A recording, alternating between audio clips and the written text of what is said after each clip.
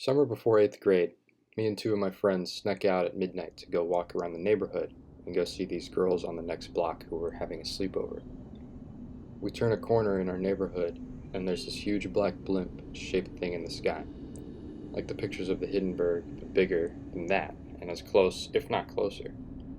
Completely silent and the size of at least 4 to 5 football fields across, no exaggeration, even though I was young. We stare at it in a trance, asking each other over and over again if we see it, which we all agree that we do, standing there, frozen in one place. It's like black polished gunmetal. No lights, no sound, no anything. It's just hovering there. And then I don't know what happened, but time clearly jumps.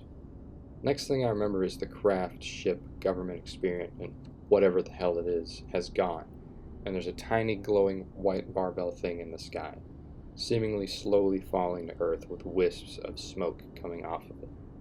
Then two brand new black trucks with silver gearboxes on the back, like F-150s or S-10s, but nicer, came speeding down the street, going about 70 in a residential 25 miles per hour neighborhood. Then after that, I remember walking home to one of my friends' houses and going to bed. At that point, it was like 5 or 6 a.m., and the sun was coming up. We all made a promise to tell my dad in the morning because he worked for the city, but we never did. I don't know what happened later in life to one of my friends who was there, but the other was my best friend, and we sort of made an unspoken pact to never talk about it. Don't know how or why we did that. We all grew up, and I sort of lost touch with him too. We did reconnect over Facebook and such over the years, but it was like there was something between us neither of us wanted to touch or talk about. Looking back on it now, there's no way we could have been the only ones to see it. It wasn't that late at night, and I was over a heavily populated suburb of a major city. The idea of this has always scared me more than any sort of possible abduction scenario. That there were others, and we're all voluntarily suffering a sort of collective amnesia, except in how we're not. I've thought about hypnosis, but that scares me too. Plus, I'm not sure if I'd trust the results. I was just a kid then, and I'm not sure if I could trust the hypnotist. What I do know, again, is that there's no way it was just the three of us who saw it. We're talking a huge thing hovering in the sky directly above hundreds of houses, just after midnight on a summer weekend night. But nothing on the news, nothing in the paper, nothing on TV. No word spoken about it again, ever, by anyone. This is a true story. I'm a little older than the average around here, I think.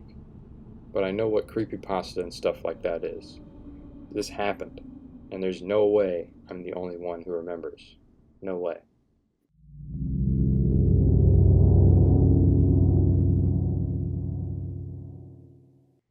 When my mom and Lisa were teenagers, they were up on the roof of Lisa's house, and they see a bright light in the sky. Next thing they know, the light is gone. Thing is, they think they've been on the roof for like 15 minutes, but something like 3 hours passed. Mom doesn't remember anything about what happened during that time, and Lisa simply refuses to talk about it. She would answer my mom with things like, "I don't know," and "just drop it," for a long time. So a couple months later, Mom moves away and loses contact with Lisa for about 10 years.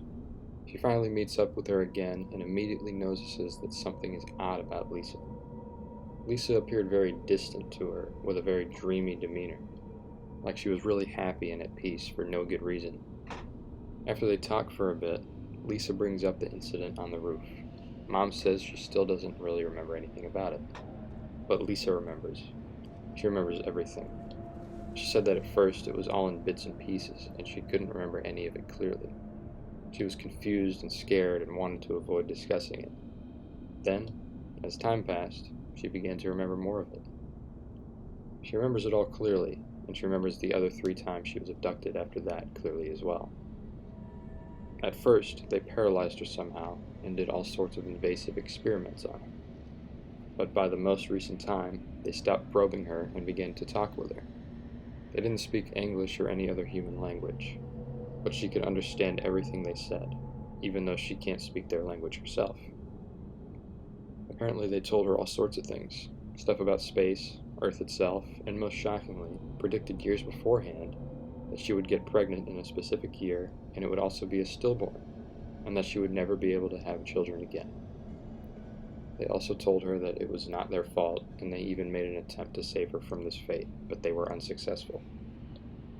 They also told her that they had abducted my mother, another time after the first incident.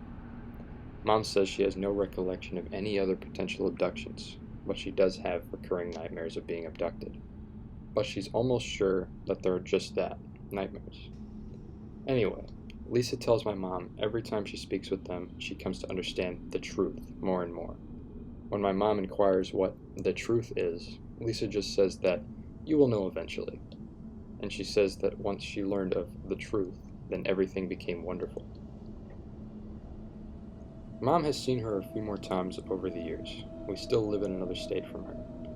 And she apparently has a pretty normal life, and doesn't like obsessed over alien stuff, like some supposed alien abductees do. She only ever brings it up in passing, not like it's a central part of her daily life.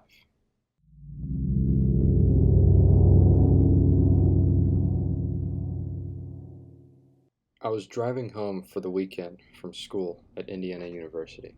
It takes me about 2 hours to get home, and I left Bloomington around 10 p.m. At exactly 10:53 p.m., I am on a rural stretch of the 2-lane highway I take home, and I notice what appeared to be flashing lights behind me. I thought, great, I'm getting pulled over. So I turned onto the next country road about a quarter mile from where I noticed the lights. As the car came to a stop and I started to open my glove box to get out my registration and proof of insurance, the lights suddenly disappeared and no car drove past. Now here is where the story takes a turn for the weird, and I'm sure you guys will think I'm just making it all up because it really does seem like something straight out of a typical UFO movie or story. The electronics in my car started to go haywire. The radio was randomly changing stations while the volume kept going up and down while the dome light and headlights start to flicker and turn off and back on. This was at 10:56 p.m. I start thinking to myself that my battery must be failing, or else I have a short somewhere in the electric system of my car. So I lean down to pop the hood so I can take a look at the battery. And that is the last thing I remember doing. The next thing I know, I open my eyes and see nothing but the night sky full of bright stars. It was a cold night, and it seemed like I had never seen stars that bright in my life. I sat up and looked around, and I saw absolutely nothing. Nothing at all. I was in the middle of a field surrounded by corn stalks, left over from the recent harvest. As I started to come to my senses, I started to freak out. Where am I? Why the fuck am I asleep in the middle of a field? Where the fuck is my car? I got up and started walking toward the distant headlights I could see from a road about a half a mile away. When I got to the nearest intersection, I looked at the signs which read 350 north and 50 west. I was half a mile away from my car, which was just right off the main road. I started walking toward the headlights I could see on the main road. I can't say how long it took me to walk the half mile, but it couldn't have been more than 10 or 15 minutes. When I arrived at my car, all the lights were out. My battery had died, which struck me as odd because I couldn't have been gone for that long. I looked at my phone, which was sitting on the passenger seat, and the time was 2:17 a.m. Over 3 hours had passed since I turned off onto the side road for the flashing lights behind me. I remember sitting in my car, completely dumbfounded, wondering what the hell had just happened to me. After about half an hour of just sitting there, I remembered that my battery was dead, so I got on the phone and called AAA to come out and give me a jump. It took about an hour for them to get out to me since I was a good distance away from the nearest town, during which time I just sat in silence, running through the possible scenarios in my head considering what just happened. To this day, I couldn't tell you what really happened to me that night. All I know is I can't think of any plausible explanation as to why I woke up over half a mile away from my car in the middle of a cornfield more than 3 hours after I had stopped. I have only shared this story with one other person, my uncle. I am sure people would either look at me like I'm crazy, or they would call bullshit on the whole story, and I can't blame them. If somebody came to me with a story like that so closely mirrors the stereotypical encounter story, I probably wouldn't believe them either.